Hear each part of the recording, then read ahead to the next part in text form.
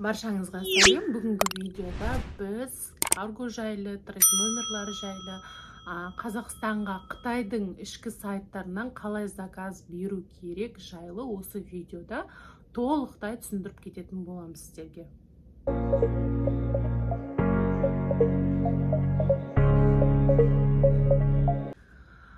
Alibaba'da, 1688, Taobao'da, Pinduodu'да олардың барлығы Қытай ішіндегі ішкі сайттар.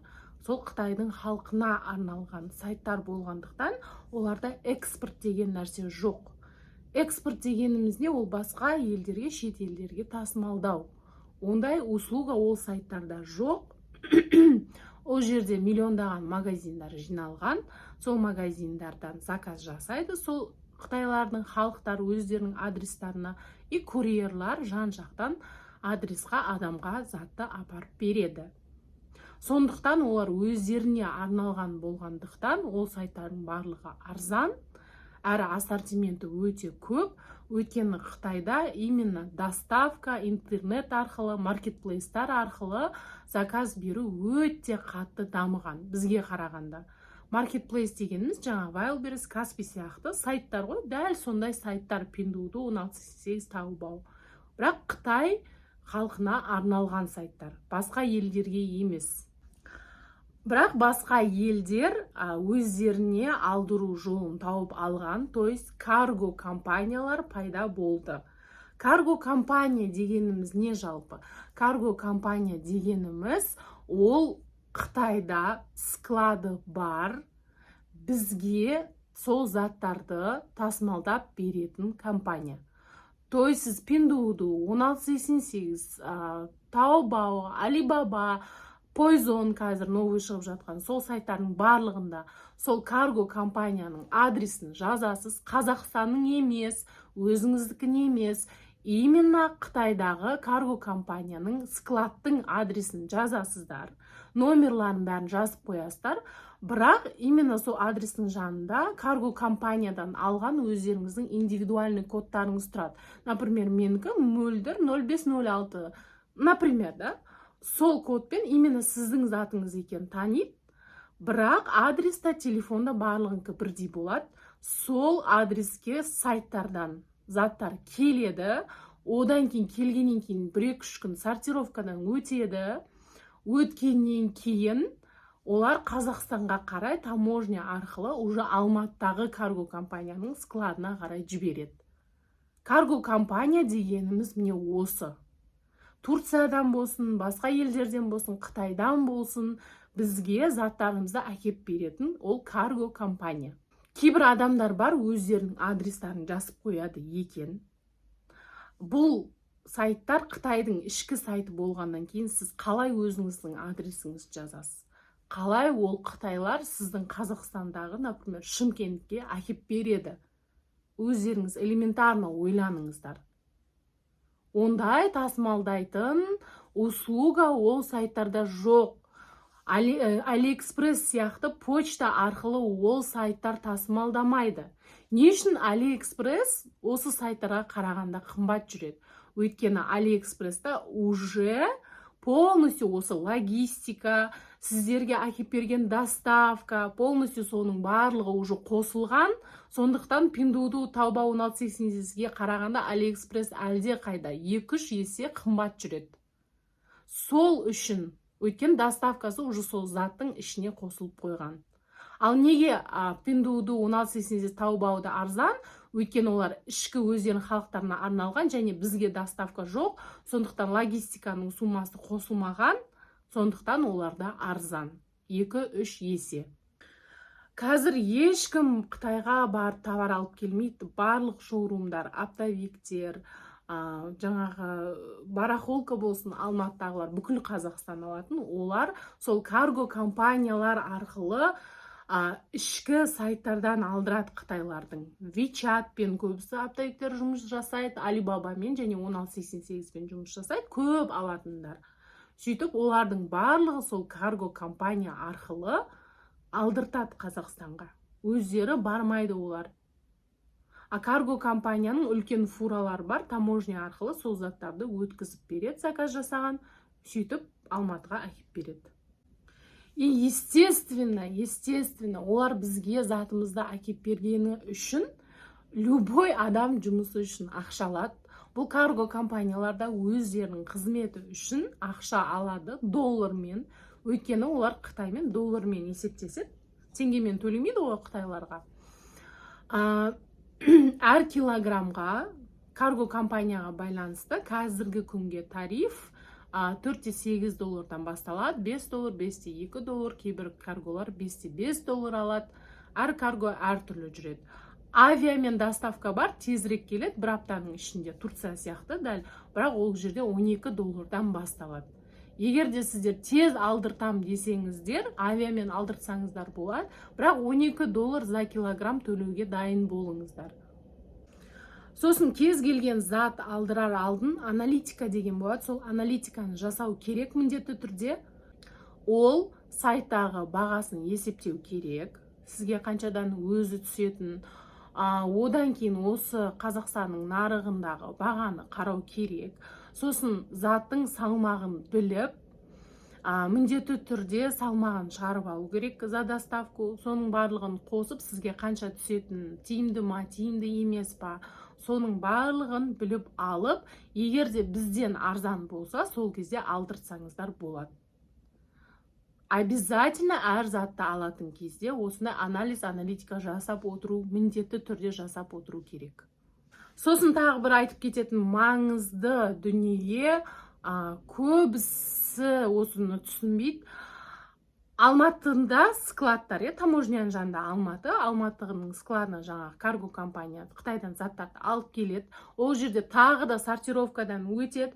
Сосын барлық қалаға фура, поезд, почта, такси, индрайвер, любой жаңағы тасымалдайтын жолдармен жеткізіле бастайды. Естественно, бұл жерде де жаңағы алып келген Алматыдан Ақтауға, например, Шымкентке, Көкшетауға, Астанаға алып келген адам тегін жұмыс жасамайды. Оларда объемға, тюкқа байланысты ақша алады. Мен, например, 50 килограммдық, 60-40 килограммдық үлкен тюктарға 3000 теңге, 4000 теңге төлеймін.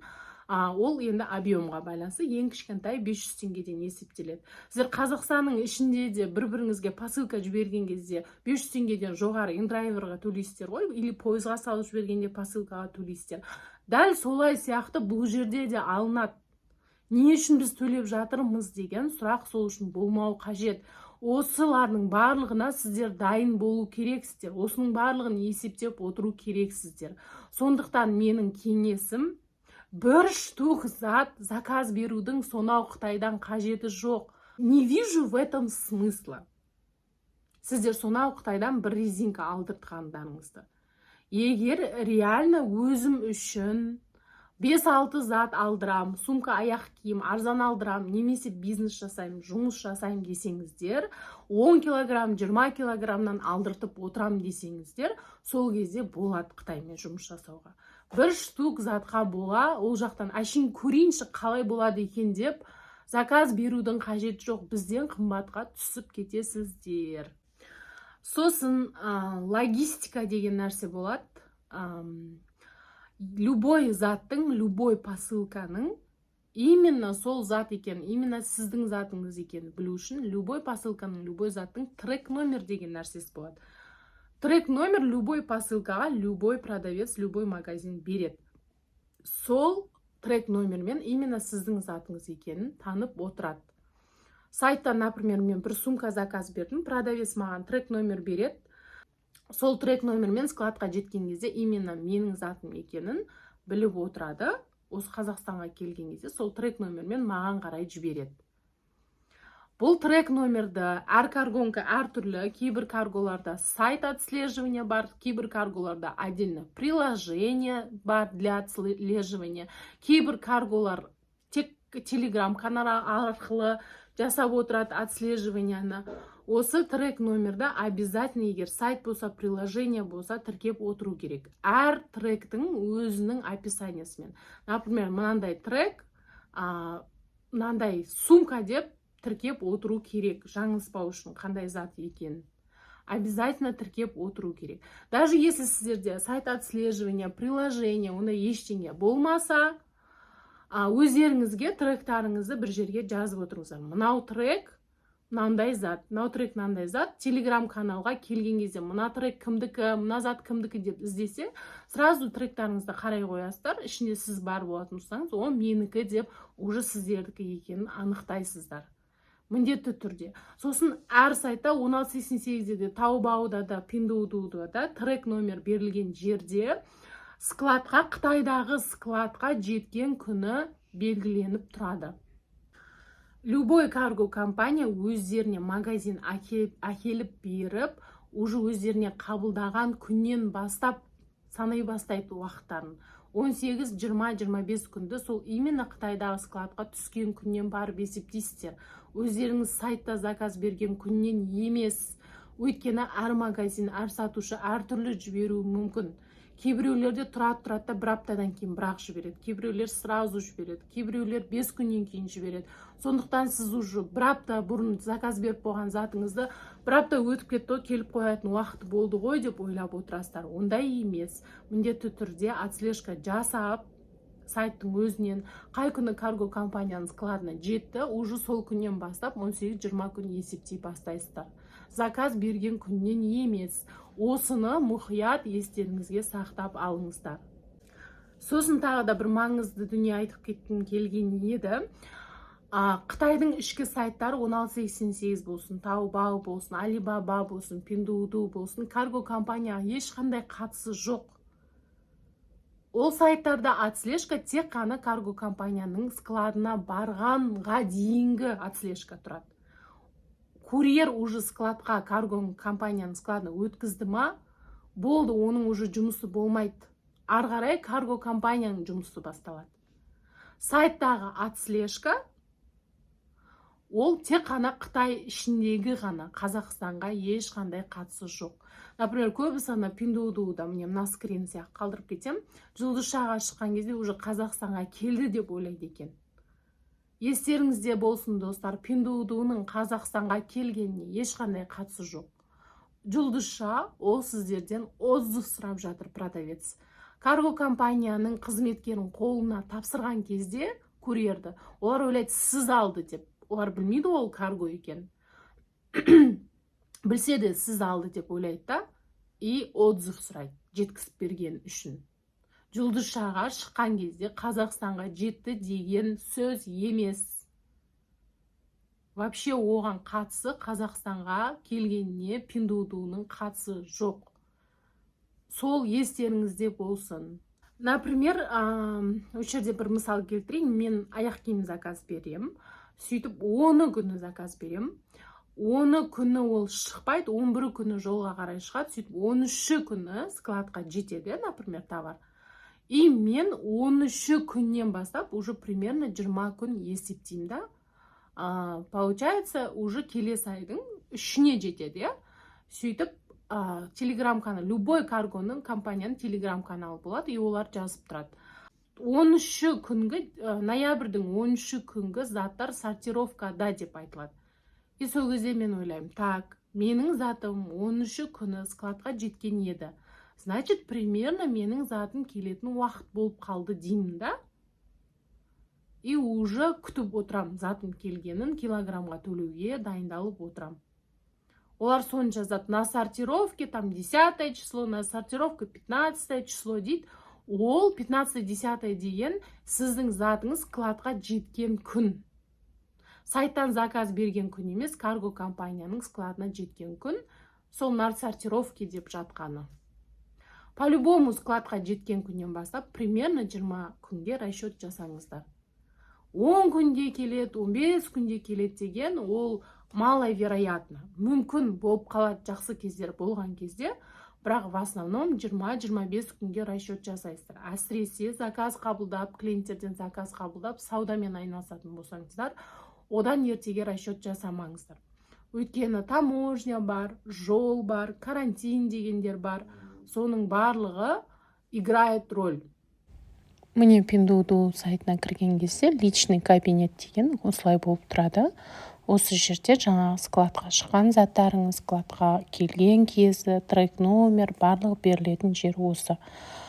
Мысалы, КамАЗға 54 деп зат тұр ғой. КамАЗға шыққан кезде, значит, сатушы сіздің карго складыңызға қарай затты жіберді деген сөз. Сол жерге кіріп көрейік.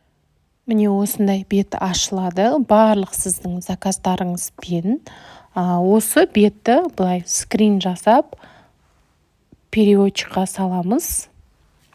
Переводчикқа салған кезде ортадағы, үлкейтеміз, ортадағы иероглиф посмотреть логистику деген білдіреді. Именно соған басатын боламыз. Міне. Посмотреть логистику деген басқан кезде осындай бет ашылу керек. Осындай бет ашылады. Міне GT 516 334 деп тұрған ол сіздің трек номеріңіз. Дәл осы трек номерімен барлық заттар отслежка болады. Егер карго компаниялардың сайт отслеживаниясы, телеграм каналы, немесе приложение для отслеживания болатын болса, именно осы трек номерді тіркеп отыру керек. Қасында копировать деген кнопкасы болады. Қолдан жазбаймыз, міндетті түрде сол кнопкаға басамыз. Енді картаға қарайтын болсақ, коробка и галочка тұр жасыл болып. Ол значит сіздердің карго компанияларыңыздың складына магазиннен зат жетті деген сөз. Енді мына жерде жеткен күні жазылып тұр. 15 декабрь 16:06-да складтағы адамдар қабылдап алған. Міне осы күннен бастап примерно 18-20 күн есептейтін боласыздар. Егер 20 күн есептейтін болсақ, значит, январдың 5 күні біздің Алматыдағы карго компанияның складына жетеді деген сөз. Именно осыған қарап отырасыздар. Ең маңызды заттардың бірі осы. Кейбір адамдар ойлайтын, жұлдызшағамен 4 затымыз шықты, значит, солар Алматыға келді деп. Ол олай емес. Карго компанияның Қытайдағы складына жеткен кезде Пиндутудағы сатушының жұмысы бітеді. Ол сіздің қолыңызға табыстадық деп ойлайды. Сондықтан сіздерден олар отзыв сұрайды. Рейтингіна ол отзыв влиять етеді. Отзыв сұраған кезде зат осы жұлдызшаға шығады. Мына заттар менің каргома жетіп қойған Қытайда, значит, отзыв сұрап тұр менен. Болды, соны ғана білдіреді. Ол Қазақстанға келді деген сөз емес. Қазақстанға келген тек қана каргоңыздың ақпарат беріп отыратын телеграм каналынан, сайт отслеживания, приложение отслеживаниядан біліп отырасыздар.